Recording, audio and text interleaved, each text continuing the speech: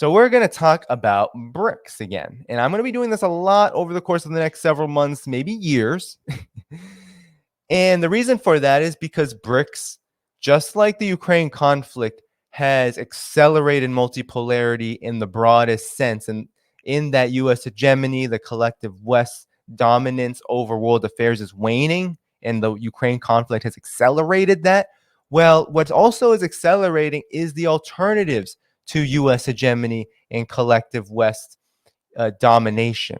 We are seeing BRICS ascend very rapidly to the point where dozens of countries, you heard South Africa's foreign minister say it, dozens of countries have applied, have expressed interest all across the world, from West Africa, North Africa, from Middle East, right, or the Arab world, Latin America, on and on and on. So all over the world, countries are looking to join BRICS. So BRICS is rising, and BRICS, of course, is Brazil, Russia, India, China, South Africa. And BRICS was formed during the Obama years, 2008, 2009, and it has since expanded to include South Africa. I think it actually formed during the Bush years, in theory as BRIC, and then South Africa joined a few years later. I think that was 2006. So with that said, everyone, BRICS is an important development, important phenomenon, and in the de-dollarization trend is moving very fast. And I've covered that here in many instances and what that would mean, but it's worth going over again because you have a lot of enthusiasm. So this summer, BRICS, NATO will be meeting in July. I believe BRICS will be meeting in August. And BRICS will be meeting to talk about a new currency. And I've covered that on this channel. But what's important to know here is that as de-dollarization accelerates, as countries like Russia and China, India, etc., trade in their own currencies, we are seeing more and more enthusiasm for this alliance grow. The hope for an alternative to Western financial institutions, which are backed by a weaponized dollar, which are then backed by grotesquely violent military apparatus, a neocon foreign policy establishment. The hope that an alternative is coming to that is very much increasing all around the world. And so here is an interesting article in China Daily that says it straight up. And this is the Chinese viewpoint, right? So if you look at Chinese media, understand that you are getting the Chinese viewpoint. What is China's government saying? And honestly, a lot of the times what the Chinese government is saying, there is a lot of these same sentiments among the population that is at least paying attention to these developments. So here you have Mr. Mahmoud Hussein Khan, who I believe, let's just scroll down to the article. He is an executive director at the Center for South Asia and International Studies in Pakistan. So here you have someone from Pakistan. And Pakistan is a BRI member, a Belt and Road Initiative member, and a very enthusiastic partner of China. This is what he had to say about BRICS. It would bring widespread benefits. And so he writes that, interestingly, a new continent of multiculturalism in the making is taking shape in the form of an expansion of the BRICS group emerging economies: Brazil, Russia, India, China, and South Africa, with more countries keen to join. The role of China will be important in that goal. It seems that geopolitics and great statesmanship would be changed by the expected states expansion of BRICS in the future. Its multiculturalism and joint contribution will be a driving force in the converging of countries, communities, and commodities to make a new continent through shared prosperity and the China proposed Global Development Initiative, Global Security Initiative, and the Global Civilization Initiative. BRICS, which currently accounts for 42% of the world's population and nearly a third of its global GDP, has always been committed to multilateral cooperation in a multipolar world. Recently, the UK-based media pointed out that BRICS collectively surpassed the Group of Seven nations in GDP, with its share of global GDP being 31.5% and the G7 countries 30%. About a dozen countries have submitted applications to BRICS, and its growing economic power and unity are creating new dynamics for global governance. Specifically, the BRICS nations have united in developing the new development bank, It seems that various countries, exhausted by the political actions and unnecessary requirements of the World Bank and IMF, are ready for constructive change. Moreover, BRICS has helped to make the new development bank an attractive institution to other countries. This unifying approach is immensely valuable because of its potential expansion.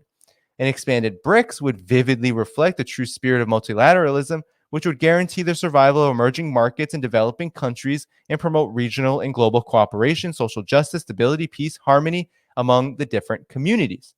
By following the principles of the UN in opposing coercion against developing countries, an expanded BRICS would enhance global security governance and safeguard world peace and tranquility in a new era of cooperation, coordination, and compassion among member countries. So again, this theme, everyone, that BRICS is not just merely de-dollarization, but I'm going to get into in a minute exactly how BRICS is helping cement the end of the US dollar.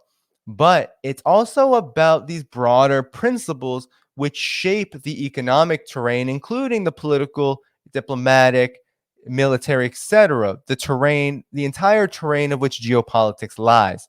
So furthermore, an expanded BRICS will promote a true spirit of solidarity and mutual assistance for the benefit of human cooperation, security, and development. South-South cooperation would also be easily implemented on a larger scale, which would subsequently enhance the power of international discourse, agenda setting, and rulemaking, and promote the development of a global governance system in a more just and reasonable direction. Chinese policymakers have already shown keen interest in BRICS' strategic expansion, which would further promote democracy and international relations, make the world economy more inclusive, and rationalize global governance in order to create a bright and better future. The role of China would be a balancing act. Chinese policymakers are pushing for BRICS to pursue sustainable development goals and implement the mission of good global governance. In this regard, developing countries should work together to improve global governance and strive for greater space for development under the flagship of BRICS. Xi Jinping, president of China, has urged BRICS members to reject the Cold War mentality, shun confrontation, and work together to build a community and security for all. It is hoped that BRICS would play a constructive role in dealing with emerging socioeconomic, geopolitical, and geostrategic challenges. It will be a positive force in the international community. Emerging economies under the flagship of BRICS should brave tough winds to promote peace, development, uphold fairness and justice, and advocate for democracy and freedom in the world. So, again, it is about, and China is a big promoter of this, making BRICS into a vehicle for political, geopolitical change, not just de-dollarization. As much as de-dollarization, I'm going to show you, is a big piece and component of this. So the next BRICS summit is going to be held June 2nd and 3rd in Cape Town, South Africa. So scratch what I said. I thought it was August, but I guess BRICS will be actually meeting in June before the NATO summit. So huge. Unfortunately, I'm not going to be around to cover it, but that's a huge development. Several countries have shown keen interest in joining the group. The potential addition of members could undeniably reshape the global economic landscape and inherently update the group's dynamics, reinforcing its importance on the international scene. This year, BRICS is expected to further consolidate the China proposed global initiatives for development, security and civilization, encourage economic recovery, fight climate change, oppose unilateralism, and the widening digital gap between advanced and developing countries through rational governance. Hopefully, BRICS' representation and promotion of the spirit of multiculturalism, economic equality, prosperity, economic sustainability, and fair play will bring a fair and just order in the web of global politics. So that's what China is saying. That's what this person, he is an executive director at a major think tank in Pakistan, writing in China Daily. And so we can bet that that's the perspective of China on BRICS and its role and the potential role that it could play. But moving forward, there are developments, right? And there's a big one here, and that is there are Asian countries, so countries in Asia, this landscape, this continent that is so critical to the future of the world order and the trajectory of humanity. We have ASEAN countries pledging to ditch the US dollar. And a lot of this has to do with the BRICS alliance, right? So here, 10 Asian countries agreed to ditch the US dollar. BRICS countries, I'm going to zoom this in a bit. BRICS countries, a little too much here. So BRICS countries are looking to sideline the US dollar by launching a new currency of international trade. The development challenges the dollar supremacy and could dethrone it from reserve status.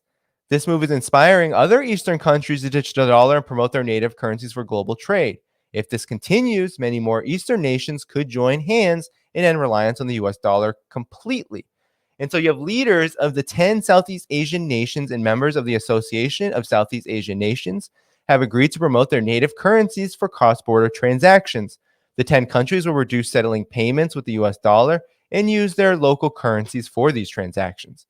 The group of nations wants to encourage the use of local currencies for economic and financial transactions, and these 10 nations that have decided to ditch the dollar are Brunei, Cambodia, Indonesia, Laos, Malaysia, Myanmar, Philippines, Singapore, Thailand, and Vietnam. So these are critical countries. All of these lie in some respect on the Belt and Road Initiative for China, but they all lie within this Asia-Pacific region, which the United States has been working very hard to organize against China in all spheres, but especially militarily.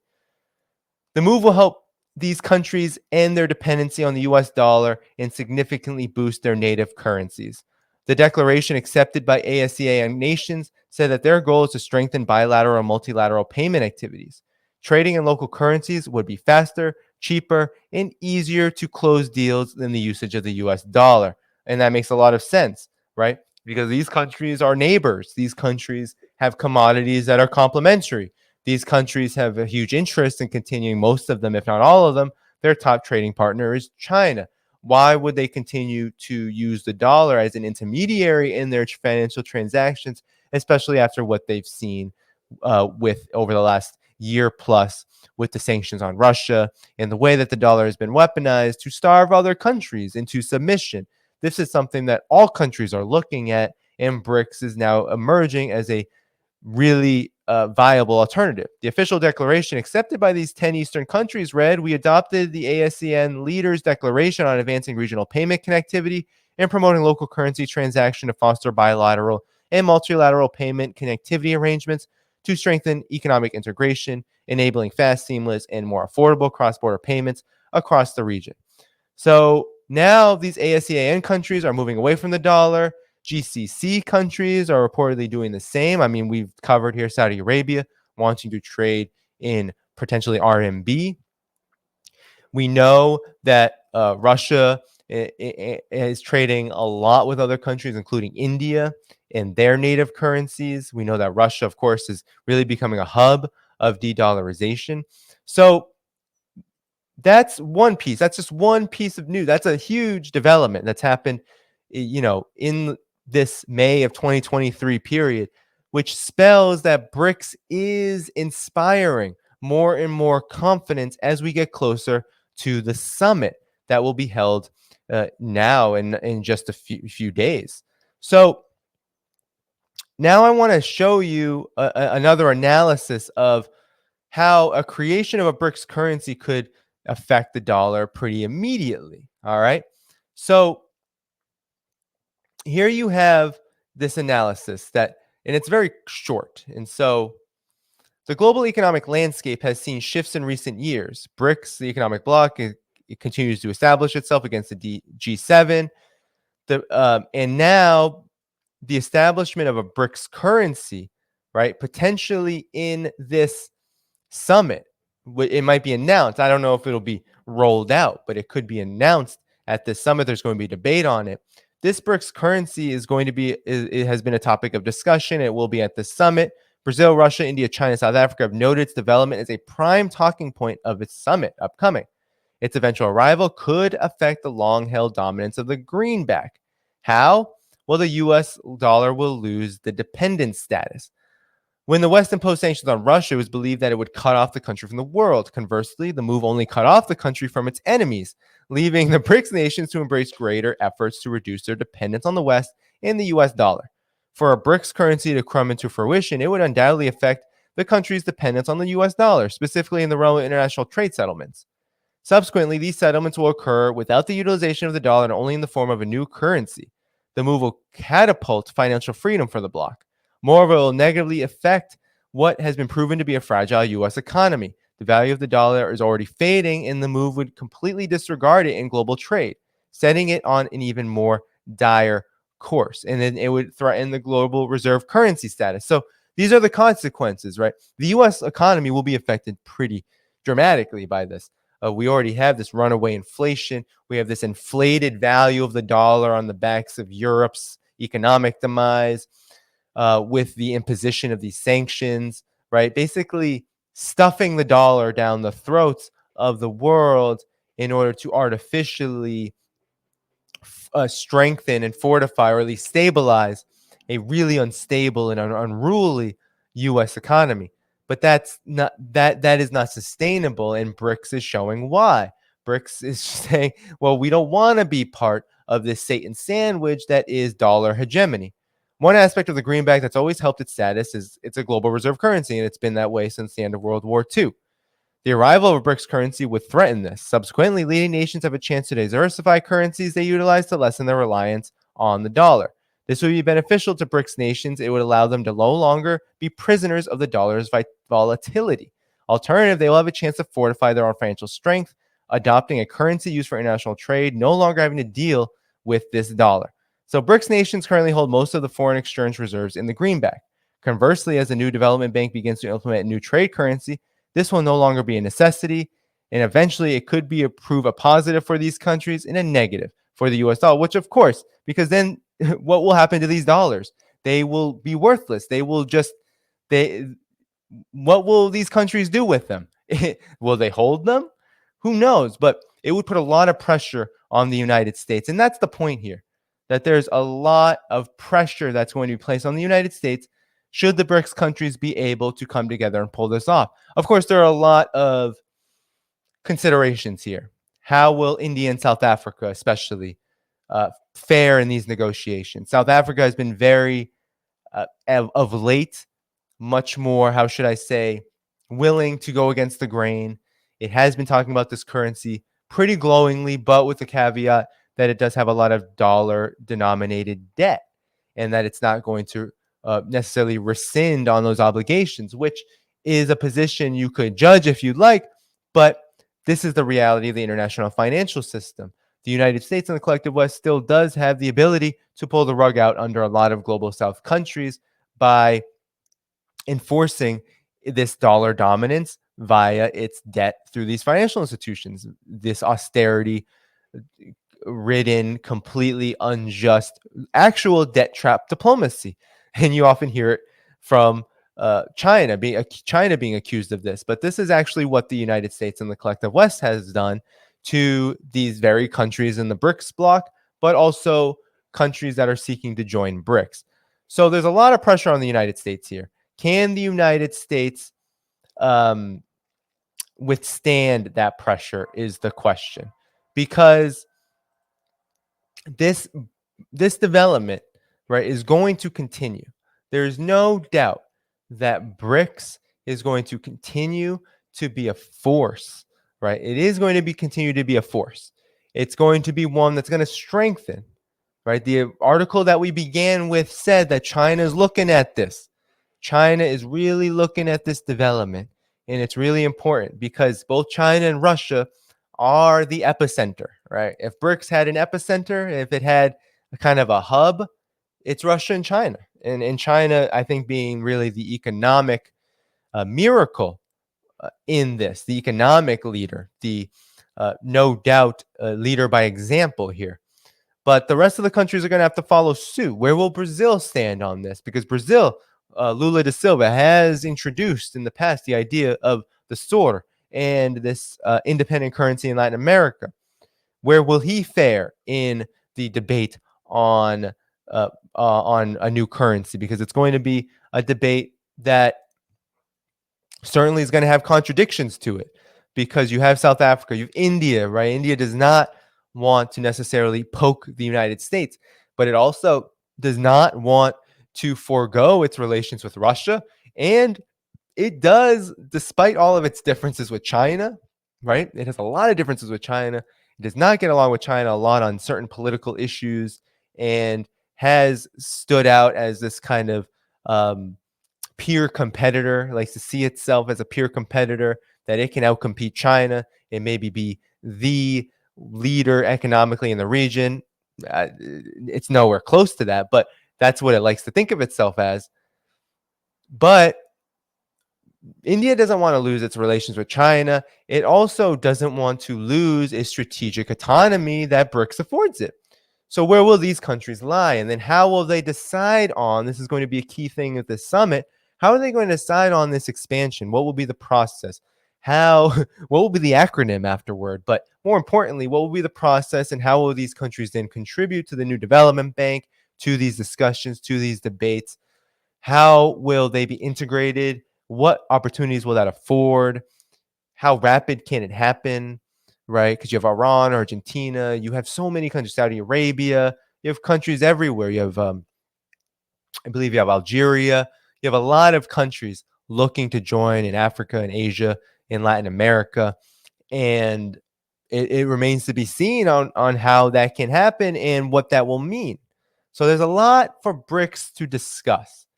But there is one thing that is a guarantee, and that is that countries that are interested in joining, or simply just watching the headwinds change worldwide, that BRICS is inspiring something around the world. These countries, especially China and Russia, are bringing about a seismic shift in this world order that is accelerating the pace of de-dollarization. And so that is really the big takeaway here that we need to watch out for, and that we need to be sure to support, because this is a huge deal, right? This is a huge deal for sovereignty, for true sovereignty. There is no independence in sovereignty without economic independence and sovereignty. That's what Vladimir Putin has been saying recently in talks. He talks about the end of the neo-colonial system. That's what China talks about when it says it wants a more inclusive and democratic multipolar world order. It means, and what China means, is that this system of unipolar hegemony, of neocolonialism, of US domination, that needs to end. And this move and trend toward de-dollarization is one that's being adopted by countries far flung, countries that aren't necessarily thought of as being leaders in the geopolitical sense. But now they are stepping up to the plate. These 10 countries in Asia, smaller countries, Laos, Thailand, Cambodia, these are smaller countries, countries that have histories of being stomped on by the collective West, especially the United States. And they're saying no more. They're saying, well, if BRICS, if these bigger countries in the global South, if China, if Russia, if India and South Africa, if Brazil, if they're able to help and bring along and uplift all of us into a united and unified mechanism that can help us achieve this sovereignty, then we're going to do it. And so it's going to really be interesting to see how this goes. But the conclusion here, as we follow this summit, I'll definitely cover it. I'll definitely have to wait till later in the summer. But this summit that's coming up and all the developments that are going to come afterward are going to be part of what will be a post unipolar US dominated, collective West dominated world order. That's coming.